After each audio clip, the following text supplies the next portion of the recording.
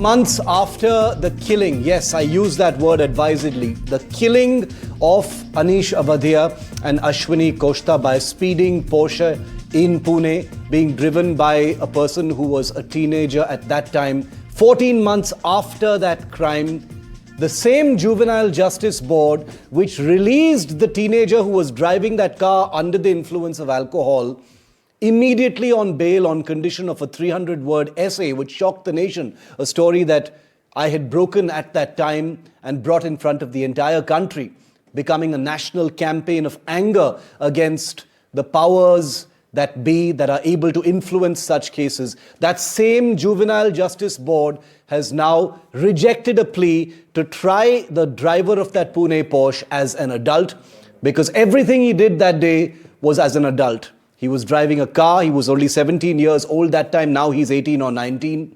He was under the influence of alcohol and he was speeding, all things that a minor shouldn't be doing, and he was 17 years old. Well, the Juvenile Justice Board has said, no, he will be treated as a minor, he has to be tried as a minor and not as an adult.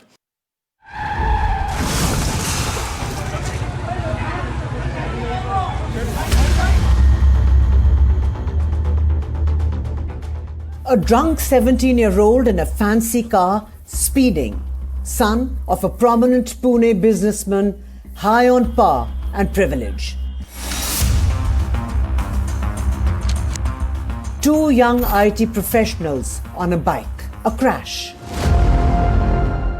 Two young lives lost on the spot, two families shattered.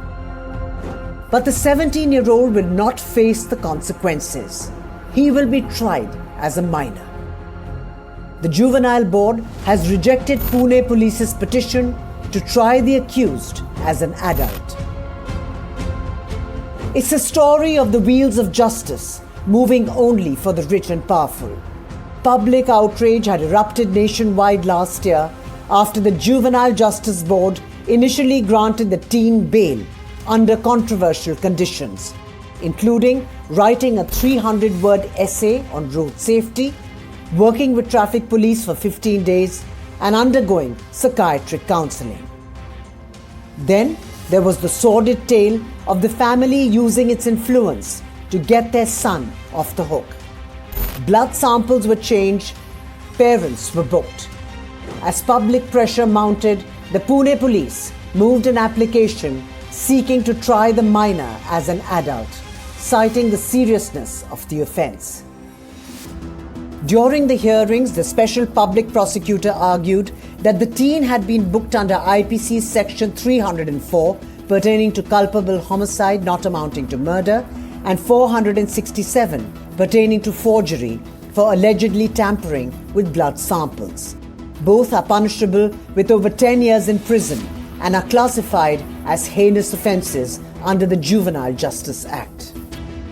The prosecution stated that the child in conflict with the law was fully aware of the consequences and should face adult trial.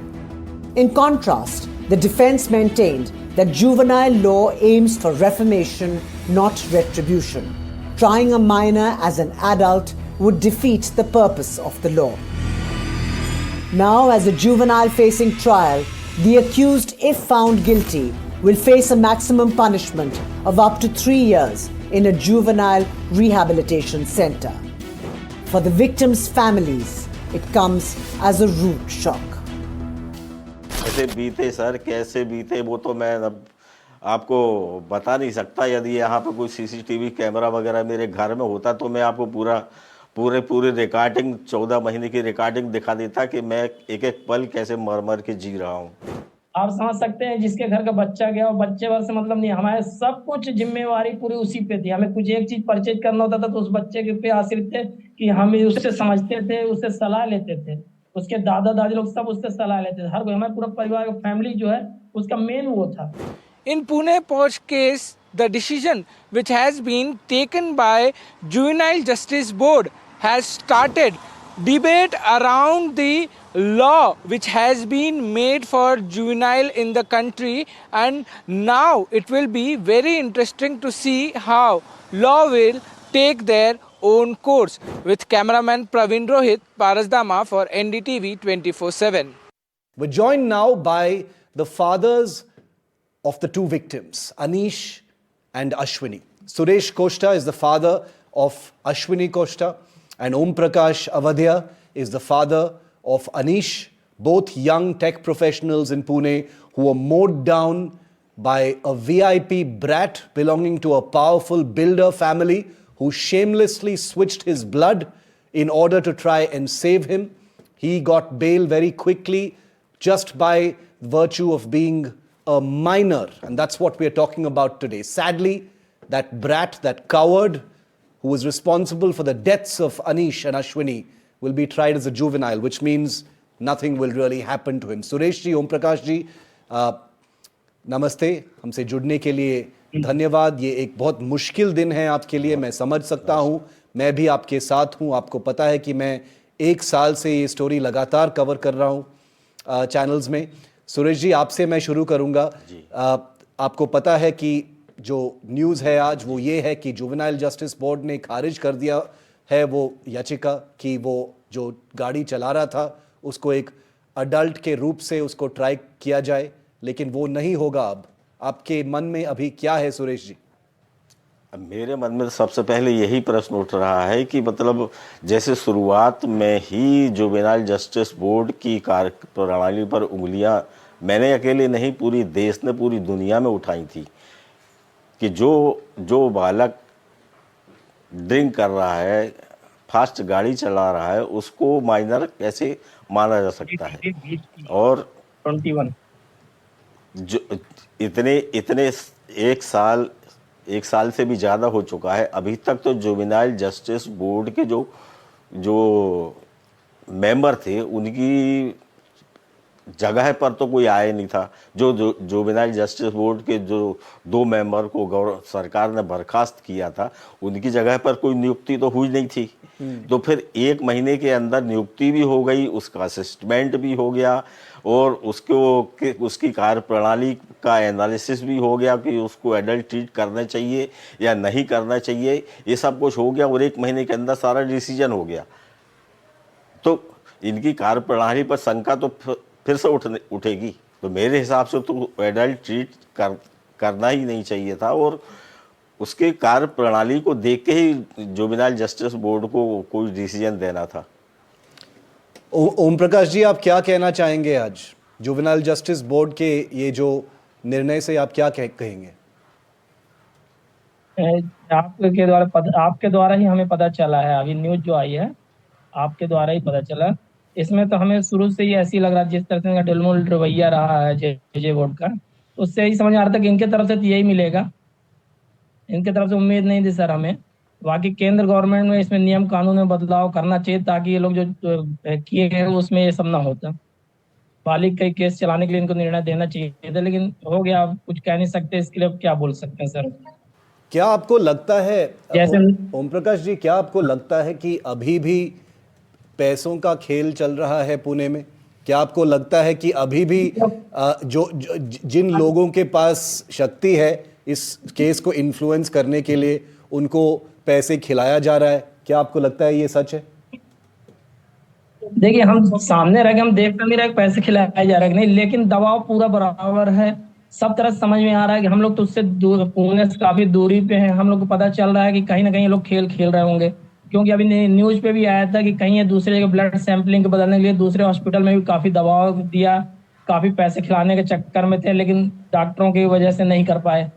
तो समझ में तो आता है sir, हम दूर हैं और इनका पैसों का खेल, ये तो सभी लोगों जान रहे हैं कि पैसे खेल कितना चला है उधर पे। ऐसा ना होता सर, ये इतने बड़े आदमी, पूंजीपति आदमी है भाई, 3 करोड़ की गाड़ी लेकर बच्चा घूम रहा है, लाख रुपए वॉलेट में डलवा के चल रहा है। अब आप समझ सकते हैं 80-80 हजार रुपये शराब पार्टी कर रहा है, तो ये बताइए बालिग नहीं कहलाया तो नाबालिग। अब नाबालिग दे रही है तब न्यायपालिका है सर। अब न्यायपालिका कर रही है, हमारे साथ न्याय नहीं हो रहा है। हमें पता है कि हम लोग के साथ तो किसी तरह से न्याय नहीं हो रहा। हमारे बच्चे चले गए, लेकिन हम लोग के साथ कहीं पे न्याय नहीं हो रहा। हमें बच्चों को न्याय कैसे मिलेगा बताइए? ये पैसों वाली पार्टी है, कुछ भी कर सकती है, बता सकते हैं आप। सुरेश जी, अभी 1-2 हफ्ते पहले ये भी पता चल गया है कि जी। ना सिर्फ सासुन हॉस्पिटल में ये खेल चल रहा था, लेकिन एक दूसरे हॉस्पिटल में भी ये खेल चल रहा था कि ब्लड सैंपल स्विच हो जाए, उस नाबालिग सो कॉल्ड नाबालिग को ऐसा पता चला, सुरक्षित रखे। ऐसा पता ये चला भी सामने आया है, आपको पता है ये सब? उनने उस हॉस्पिटल ने मना कर दिया था कि यहाँ पे ये सब नहीं हो पाएगा, तो फिर वो ससुर हॉस्पिटल लेके कर गए हैं, क्योंकि ससुर हॉस्पिटल में उनका शायद जैक रहा होगा पहले से, सुरेश जी इसीलिए सैंपल वगैरह जो है ना सब 14 महीने में 14 महीने में अग्रवाल परिवार से कोई जी। भी आपको संपर्क करने के लिए ट्राई किया है? किसी ने आपको कांटेक्ट किया है, ट्राई किया है कॉन्वर्सेशन के लिए, या कुछ भी नहीं? नहीं हम ऐसा कुछ नहीं हुआ है। तो ये साल कैसे बीते हैं आपने? 14 महीने हो गए सर। ये केस तो चल रहा है स्टेट के साइड से, आपके लिए कैसा रहा है? कैसे बीते सर, कैसे बीते वो तो मैं अब आपको बता नहीं सकता। यदि यहाँ पे कोई सीसीटीवी कैमरा वगैरह मेरे घर में होता तो मैं आपको पूरे रिकॉर्डिंग 14 महीने की रिकॉर्डिंग दिखा देता कि मैं एक एक पल कैसे मर के जी रहा हूँ। ओम प्रकाश जी, 14 महीने हो गए जी हैं, सर। हम सब वेट कर रहे थे कि शायद ये जुवेनाइल जस्टिस बोर्ड कुछ डिसाइसिव एक्शन लेगा, कुछ डिसीजन लेगा, कुछ प्रेसिडेंट रखेगा सामने कि ये जो हुआ है वो गलत था, लेकिन ये तो कुछ भी नहीं हुआ है। जी सर, इसमें तो आप समझ सकते, जैसे जेजे बोर्ड के 2 मेंबरों को इन्होंने बर्खास्त किया, सेम ये चीज तो इधर भी दिया है। मतलब पैसों का खेल ही होगा, अब हम खुलकर नहीं कहेंगे, लेकिन कुछ तो ऐसा है जिसमें इन्होंने ऐसा निर्णय दिया। आप समझ सकते हैं, जिसके घर का बच्चा गया और बच्चे भर से मतलब नहीं, हमारे सब कुछ जिम्मेवारी पूरी उसी पे थी। हमें कुछ एक चीज परचेज करना होता था तो उस बच्चे के पे आश्रित थे कि हम उससे समझते थे, उससे सलाह लेते थे, उसके दादा दादी लोग सब उससे सलाह लेते थे। हर कोई, हमारे पूरा परिवार का फैमिली जो है उसका मेन वो था, सब कुछ उसी पे था।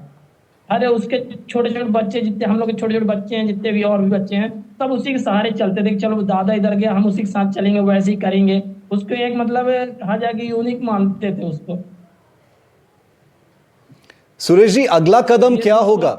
अगर हम लीगल तरीके से देखेंगे तो अगला कदम क्या होगा? क्या आप कुछ एडवाइस ले रहे हैं लीगल फ्रेटर्निटी से कि क्या हो सकता है, या फिर ये जुवेनाइल जस्टिस बोर्ड का जो निर्णय है आज, ये एक फाइनल डिसीजन है? हाँ, तो क्या है, लीगल प्रोसीजर के लिए तो अब ऐसा है, मैं सरकारी वकील जो हीरे हैं वो भी माने हुए वकील हैं, ऐसा तो है नहीं, तो उन्हीं से मैं अब रिक्वेस्ट करूंगा कि इसकी कुछ अपील वगैरह जहाँ जहाँ की जा सकती हो वहाँ अपील, शासन से भी बोलूँगा कि इसकी अपील करवाई जाए, उसको जहाँ तक हो एडल्ट्री करवाने की कार्रवाई की जाए। अब लीगल तरीके से तो वही ज़्यादा अच्छे तरीके से समझ सकते हैं, क्योंकि मैंने अभी उनके अपोजिशन के जो वकील हैं, क्या नाम है, नाम तो ठीक से याद नहीं है, अभी उनके किसी न्यूज़ चैनल से वो बात कर रहे थे कि उनने सुप्रीम कोर्ट का हवाला देके, सुप्रीम कोर्ट का ऐसा आदेश है तो सुप्रीम कोर्ट का वैसा आदेश है। अरे सुप्रीम कोर्ट का तो आदेश है, तो आप सुप्रीम कोर्ट के आदेशों का ठीक तरीके से पालन भी कहाँ कर रहे हैं? आपने बचाव के लिए तो सुप्रीम कोर्ट के आदेशों का हवाला दे दिया। यही मैं हीरे साहब से डिस्कस करूंगा। ओम प्रकाश जी, क्या आपको लगता है कि ये एक मौका था सिस्टम के सामने, जुवेनाइल जस्टिस बोर्ड, जो कोर्ट्स हैं, न्यायालय के सामने, एक हर देश के इतिहास में एक मौका मिलता है कि एक प्रेसिडेंट रखने के लिए, कि इसके पहले कभी ऐसे हुआ नहीं है, और अगर एक डिसाइसिव निर्णय लिया जाए तो एक प्रेसिडेंट हो जाता है, आगे के लिए एक एग्जाम्पल बन जाता है। क्या आपको लगता है इस निर्णय को लेकर हमने उस मौके को खोया है अभी? जी सर, ये बात तो सही है। जेजे बोर्ड के जैसे 2 लोगों को इन्होंने सस्पेंड किया था, उस हिसाब से इन्हें ऐसा निर्णय लेना चाहिए कि एक मिसाल बन सकती थी। इनके पास एक ऐसा मौका था कि समाज के बीच में ऐसा मैसेज जाता कि आने वाले समय कोई ऐसा मतलब कृत्य करने से थोड़ा सा सोचता। जैसे और भी अभिभावक लोग हैं, बच्चों को गाड़ियां देना है, और भी अब सभी को सहम मिल रहा है सर। इस पे हमारे बच्चों को न्याय मिलने के दूर हो गया। मैं तो देवेंद्र फडणवीस जी से मांग करता हूँ, मुख्यमंत्री जी से मांग करता हूँ कि इसमें नियम कानून बनाया जाए, उसके तहत फिर ये सब किया जाए। केंद्र गवर्नमेंट से भी मैं यही मांग करता हूँ। जैसे निर्भया केस में हुआ था कि 16 से 18 के बीच में जो बच्चा इस तरह कृत्य करता है, उस पे बालिग का केस चलाया जाएगा। मैं यही मांग करता हूँ, न्यायपालिका थोड़ा रुके और उसके बाद फिर ये सब करे। आखिरी सवाल सुरेश जी और ओम प्रकाश जी। सुरेश जी, आपसे पहले मैं आता हूं। आप अश्विनी को कैसे याद करते हैं आज? जी 14 महीने हो गए हैं, आपके परिवार से हम लगातार बात करते आए हैं, आप कैसे याद करते हैं? अरे उसकी याद कर, बचपन से लेके आज तक उसमें मैंने खूबियां पाई थी। अब उसी की अच्छाइयों को याद करके उसका बड़ी हुई तो, छोटी थी तो पढ़ाई लिखाई, बड़ी हुई तो उसकी ब्रिलियंटनेस, उसकी होशियारी, उसका अपनापन, उसका प्यार, उसका इज्जत देने का तरीका, उसके बोलने चालने, उठने बैठने, हर बात में उसका जो सौम्यता थी, उसी को याद करते रहते हैं। ओम प्रकाश जी, अनीश को कैसे याद करते हैं आप? सर वो हमारे पूरे परिवार में सबसे बड़ा बच्चा था। उसको हम नहीं, हमारा पूरा परिवार याद करता है।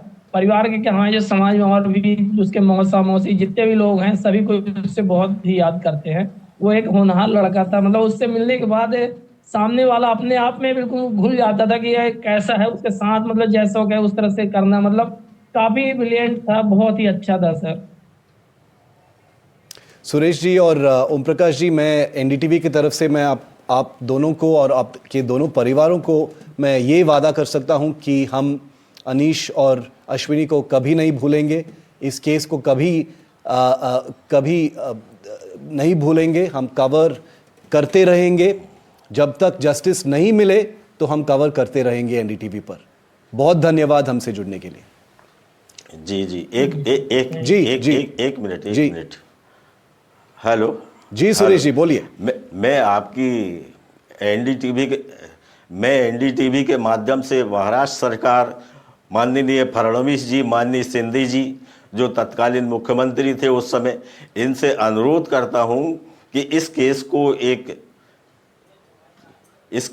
एक मील का पत्थर बनाए, जिससे आगे की जनरेशन जो है कि इस केस से आए फैसले पर कुछ सबक सीखे। तो इससे कोई कानून ऐसा बनाया जाए कि जिससे ऐसी जो दुर्घटनाएं हुई हैं, वो ऐसी दुर्घटनाएं आइंदा ना हो।